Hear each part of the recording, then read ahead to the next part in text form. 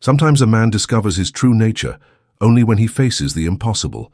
The river flowed slowly on that September afternoon, its muddy waters reflecting the orange sky that stretched over the arid lands of Arizona. Ronald walked along the rocky shore, leading his bay horse over the slippery boulders. The young man was 23 years old and carried on his shoulders the weight of someone who had to grow up too fast. His green eyes constantly scanned the horizon, a habit developed after 2 years working as a scout for the caravans that crossed that hostile region. The wind blew weakly, bringing with it the smell of mugwort and dry earth. It was the kind of silence that precedes storms, when even birds fall silent and wait. Ronald knew this omen well. He had learned to read the signs of nature as others read books. Every shadow, every movement of the thorny vegetation, every distant sound could mean the difference between seeing another sunrise or feeding the vultures. It was then that he heard it, a low, almost imperceptible moan coming from the other side of the river. Ronald stopped immediately, holding his breath. His horse also stood still, his ears erect, sniffing the air suspiciously. The young man waited a few seconds before hearing that sound again. He was human. It was feminine. It was suffering. On the other side of the river, half hidden among the thorny bushes that grew on the bank, Ronald could make out a hunched figure, a woman, native. She was alone and clearly injured, trying to crawl towards the water. His leather clothes were torn and stained with dried blood. One of his legs moved strangely, probably broken. Ronald felt his stomach tighten, not because of the sight of the wound, but because of what that discovery meant. A wounded native in those lands could represent many things. It could be a trap. It could be the result of a recent conflict. It could mean that warriors would be looking for her. It could mean his own death. The young man looked around. The surrounding hills looked empty, but that didn't guarantee anything. The natives knew that land better than any white man. They could be watching at that very moment, waiting to see what their next decision would be. Ronald instinctively touched the handle of the revolver he carried on his waist. 6 bullets. He always counted the bullets. The woman moaned again, weaker this time. It was losing strength. If Ronald did nothing, she would die there, alone, under the relentless desert sun. If he helped her, he could be signing his own death warrant. For a long moment, the only sound was the murmur of the river waters and the wind swaying the dry branches of the bushes. Ronald closed his eyes and took a deep breath. When he opened them again, his decision was made. He tied the horse's reins to a solid rock and began to take off his boots. The river water was cold, much colder than he expected. The stones of the bed slipped under his bare feet, but he moved forward with determination. The current was moderate, but enough to sweep away an inattentive man. By the time she reached the other bank, the woman had stopped moving. For a terrible moment, Ronald thought he had arrived too late, but then he saw the subtle movement of his breathing. She was still alive, but only barely. She was young, maybe a few years younger than him. Her face was covered with dust and dry sweat, but even so, Ronald could see that she was beautiful. There was something about his features that he couldn't define. Strength, perhaps, or resignation. His eyes were closed, but his hand still clung to a small silver amulet hanging around his neck. Ronald quickly examined his wounds. The right leg was clearly fractured, swollen and in an abnormal position. There were cuts on his arms and face, probably caused by the thorns as he tried to hide, but what worried him most was the bloodstain on his abdomen. He couldn't see the extent of the wound under his leather clothes, but he knew he had to act fast. Without further hesitation, Ronald lifted her in his arms. It was lighter than it looked, but even then the effort of carrying it across the river would be considerable. The woman moaned as he moved her, her eyes opening briefly. For a moment, their gazes met. There was fear there, but also something else. Gratitude. Hope? He couldn't say. The return crossing was even more difficult. With his wife in his arms, Ronald had to be extremely careful with every step. The current seemed stronger now, as if the river itself was testing his resolve. Several times he almost lost his balance, but managed to hold his ground. When he finally reached the shore where he had left his horse, his muscles were burning and his breathing was labored. He placed the woman gently in the shade of a large rock and ran to his horse to get the water canteen and the few medical supplies he was carrying. When he returned, she was conscious and was watching him with large, dark eyes. He said nothing, but Ronald could see that he was trying to gauge his intentions. Slowly, he offered the canteen. She drank greedily, as if she hadn't tasted water in days. Afterward, Ronald tore off a piece of his own shirt and began cleaning the minor wounds. The woman twitched in pain a few times, but never screamed. He never complained. There was a dignity in his suffering that impressed the young man. The sun was beginning to set as Ronald finished first aid. He improvised a splint for the broken leg, using dry twigs and leather straps from his saddle. It wasn't perfect, but it would have to fit. The wound in the abdomen was less serious than he had initially thought, a deep cut, but one that had stopped bleeding. As he worked, Ronald kept his ears open for any sound that might indicate the approach of others. The desert remained silent, but he knew that could change at any moment. When night fell, it would be impossible to travel safely. They would have to find shelter and hope that no one would find them before dawn. The woman finally spoke, her voice hoarse but firm. He said something in his native language, which Ronald did not understand, but the tone indicated gratitude. He just nodded and continued preparing a makeshift shelter among the rocks. I didn't know yet that I had just saved more than one life. He had changed the course of his own destiny forever. The night in the desert brought with it a biting cold that contrasted brutally with the sweltering heat of the day. Ronald had managed to light a small fire using dry sticks and flint, but he kept the flames low so as not to draw unwanted attention.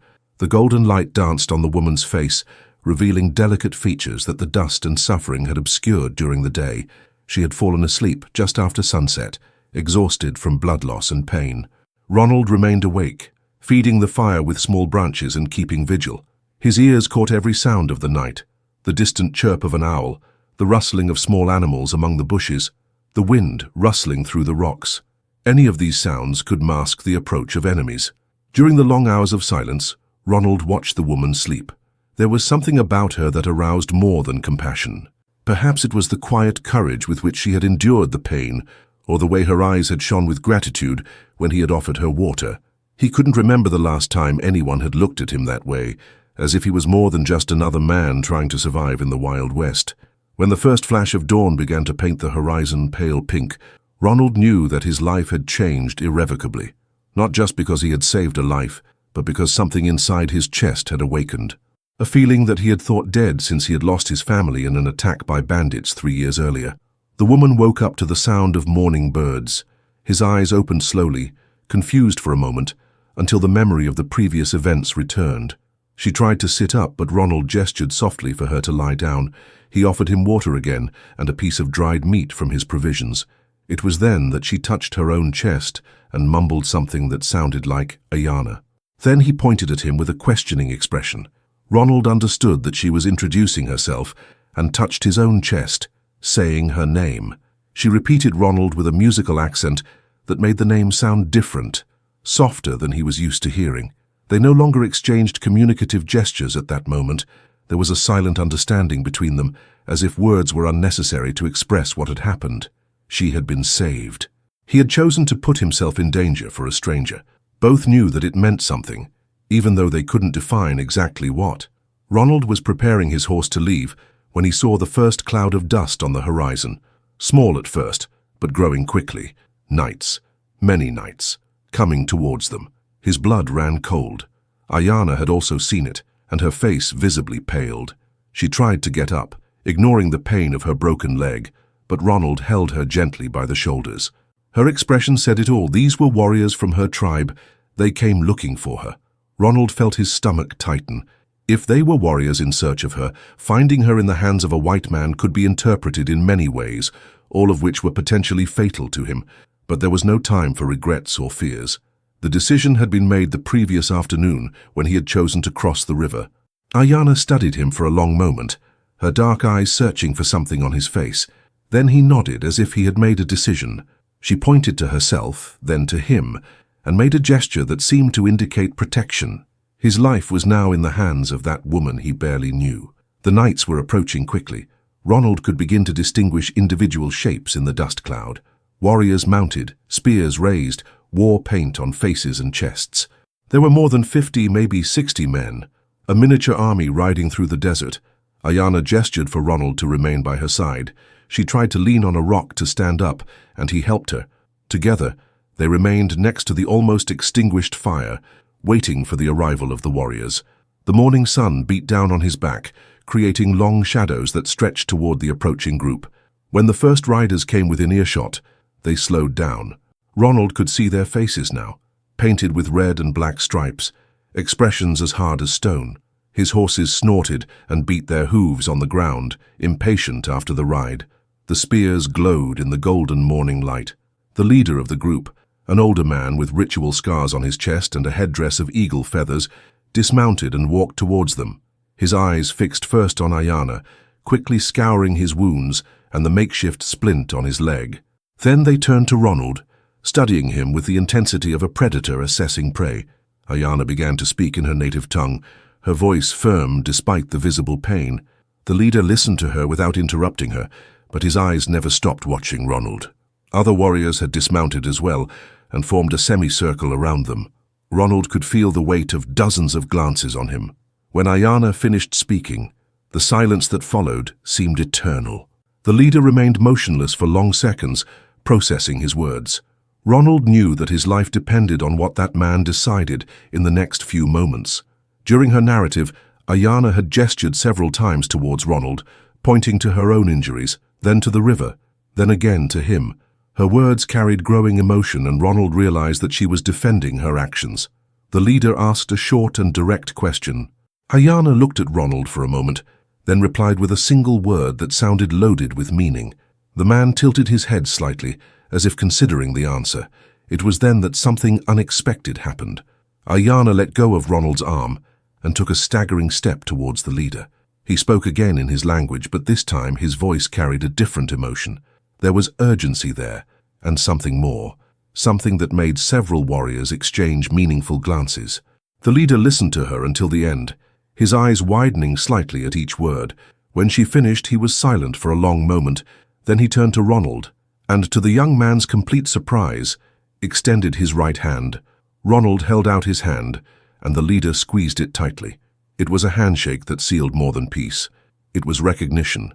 It was respect. The other warriors lowered their spears, and the tension in the air began to dissipate like morning mist.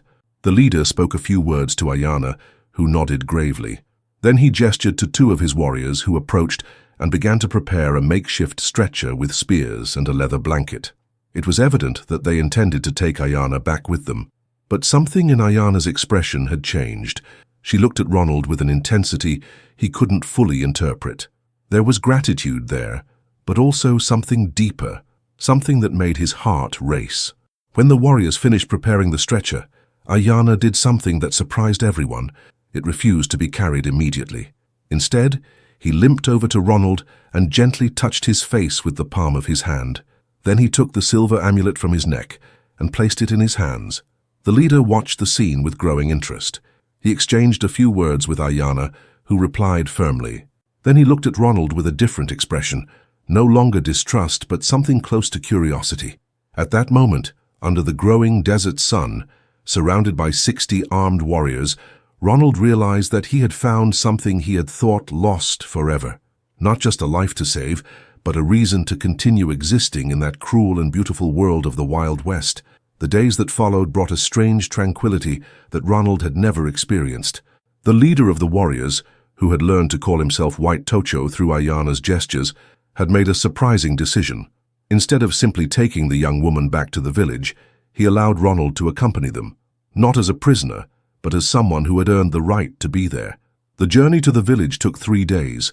Ronald rode alongside the stretcher where Ayana was carried, his eyes alternating between the barren landscape and her face. With each passing hour, something inside his chest grew. It wasn't just admiration for the courage she'd shown in standing up for him before her own tribe. It was something deeper, more disturbing. It was as if she had awakened a part of his soul that he had thought dead. During rest stops, Ayana insisted on trying to walk, leaning on Ronald. These moments became precious for both of them. She would point to different elements of the landscape and pronounce words in his language, teaching him. He did the same in English. Slowly, a bridge of communication formed between them, built not only with words but with looks that lasted a second longer than necessary, with touches that extended beyond the merely functional. On the second night, while the camp slept around scattered campfires, Ronald remained awake, stargazing. Ayana, who also couldn't sleep due to the pain in her leg, watched him silently. As their eyes met through the golden light of the fire, something passed between them. A mutual understanding that needed no words. She held out her hand and he held it. They remained like this for long minutes, their hands clasped together, gazing at the vastness of the night sky. The village appeared on the afternoon horizon of the third day, nestled in a green valley where a stream meandered between willows and poplars. It was bigger than Ronald had imagined. Dozens of tents arranged in concentric circles, with central fire pits and well-organized community areas. Children ran between the tents, women worked with leather and pottery, men took care of the horses. It was a view of domestic life that contrasted dramatically with the stories of savagery Ronald had heard about the natives. The arrival of the group caused a commotion. People came out of the tents, forming crowds curious to see the white man who had been brought to the village. Ronald felt the weight of hundreds of glances on him, some curious, others suspicious. But he noticed that no one showed open hostility. The word of Tocho Branco had come before them through scouts, and the story of the rescue was already known. An older woman with braided grey hair and hands scarred by work ran toward Ayana's stretcher. Ronald realized from the tight hug and tears that it was his mother. The woman examined her daughter's wounds with professional care, clearly experienced in traditional medicine. Then he looked at Ronald with an expression that mixed gratitude and appreciation. In the weeks that followed, Ronald was gradually accepted into the community. Not completely. There were still suspicious looks and conversations that ceased when he approached. But White Tocho had made it clear that the white man was under his protection, and that was enough to ensure his safety. Ronald settled in a small tent on the outskirts of the village. During the day he helped where he could, repairing equipment, taking care of the horses, teaching shooting techniques to the young warriors. His skills with firearms were respected, and he soon discovered that he had a lot to teach, and also a lot to learn.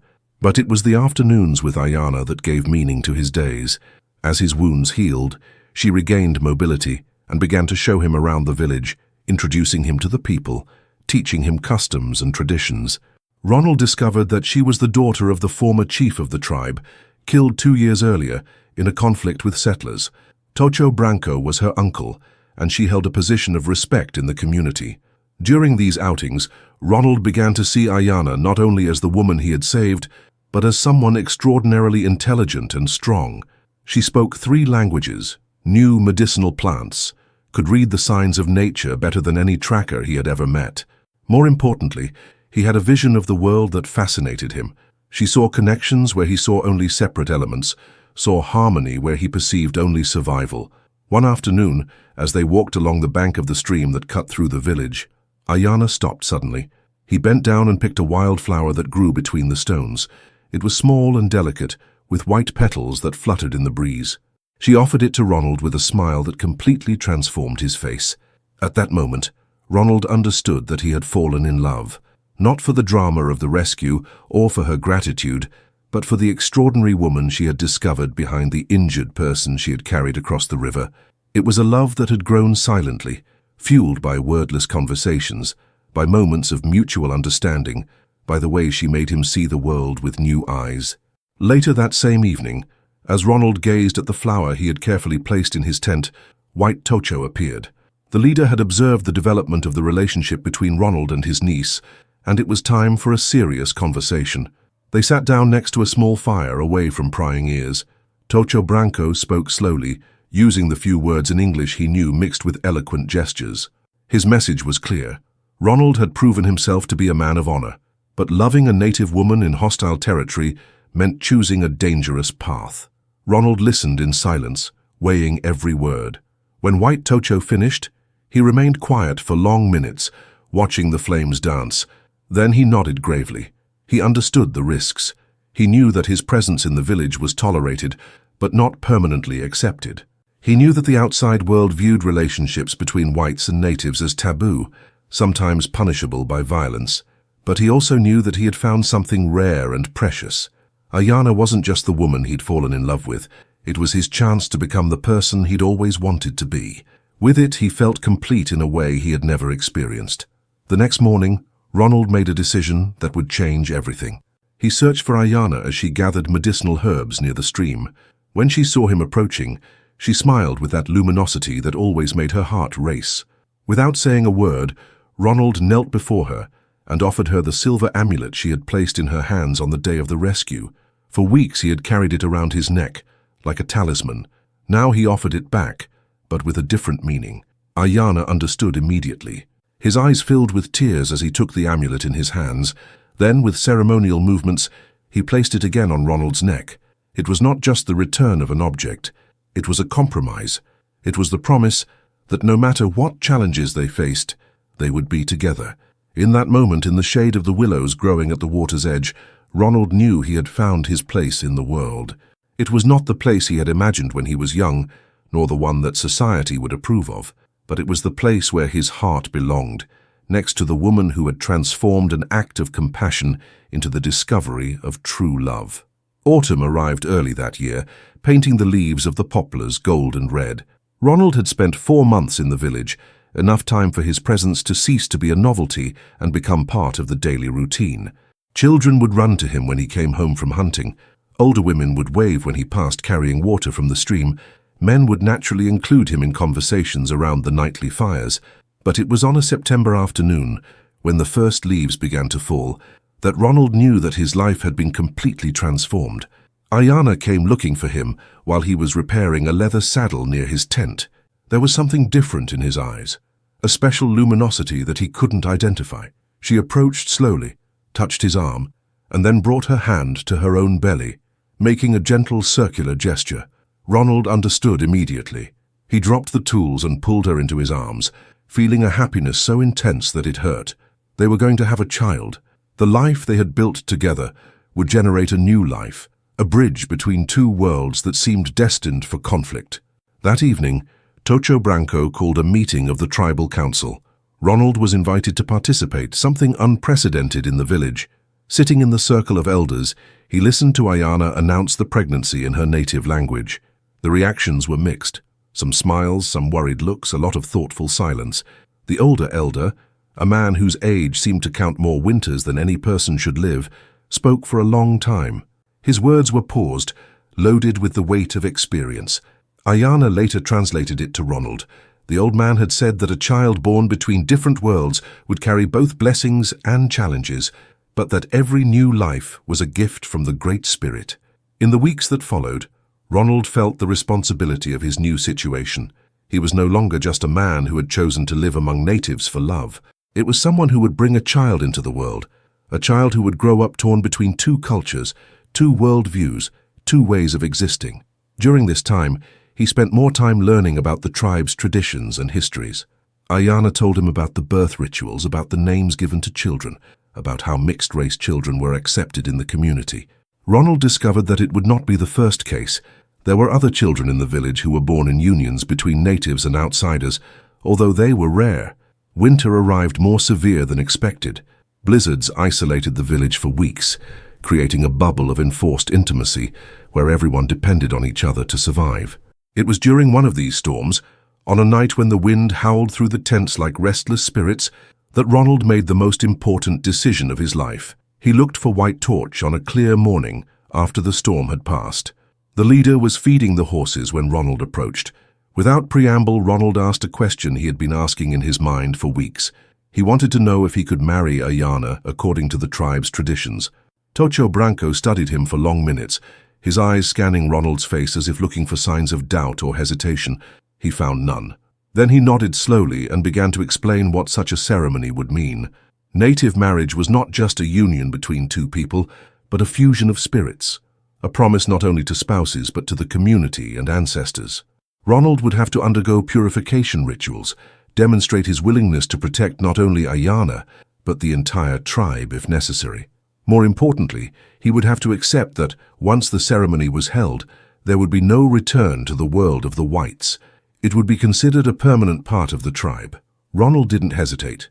His response was immediate and definitive. Preparations for the wedding took 3 weeks. Ronald went through ritual fasts, sweated in purification tents, learned sacred chants that he could barely pronounce. Ayana, even with her womb already showing signs of pregnancy, participated in her own rituals, prepared by the older women of the tribe. The ceremony took place on a full moon night in March, when winter finally showed signs of receding. The whole village gathered in a circle around a large central fire. Ronald and Ayana stood in the center, dressed in traditional clothing embellished with beads and feathers. White Torch led the ceremony, his voice echoing through the clear night. He talked about the circles of life, about how two spirits became one, about the responsibility of bringing new life into the world. Ronald didn't understand all the words, but he felt the sacred weight of the moment. The most exciting part came when each member of the tribe stepped up to bless the union. Small children touched their hands to his, elders murmured words of wisdom, warriors offered their protection. Even those who had initially been most resistant to his presence attended the ceremony with genuine respect. When it was all over, Ronald and Ayana were husband and wife according to the oldest laws of that land. They were united not only by love, but by ties that transcended cultures and prejudices.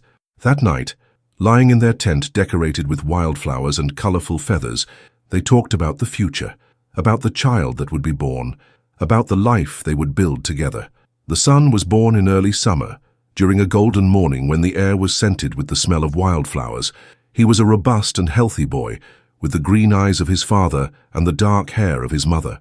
White Tocho held it first, whispering a prayer in his native tongue, then handed it to Ronald. Holding his son in his arms, Ronald felt a completeness he had never known possible. She looked at Ayana, exhausted but radiant, and then at the child who represented the fusion of their lives, their worlds, their loves. The boy would be baptized with a native name that meant bridge between waters, symbolizing his nature of connection between two peoples. Years later, when Ronald already had grey hair and wrinkles around his eyes that spoke of a lot of laughter and some worries, he still remembered that distant afternoon when he had found an injured woman on a riverbank. Sometimes, watching his son play with other children in the village, conversing fluently in both languages, respected by both cultures that he carried in his blood, Ronald understood that this moment of compassion had been the true beginning of his life. Ayana, now a mother and wife, but still with that serene strength that had captivated him from the first glance, sometimes found him gazing at the horizon. She would silently approach and touch his arm, bringing him back to the present. They didn't need words to communicate. After so many years together, they spoke the language of the heart. The village had grown and adapted to the changing times. Some young people left to see the world of the whites. Others arrived seeking refuge from the violence that was still raging in many parts of the territory. Ronald had become a respected figure, someone people turned to when they needed advice or mediation. He has never regretted the decision he made on that distant afternoon, when he chose to cross a river to help a stranger. On the contrary, he understood more and more that this had been the moment when his real life began. Not the life he had planned or imagined, but the life his heart had always known he deserved to live.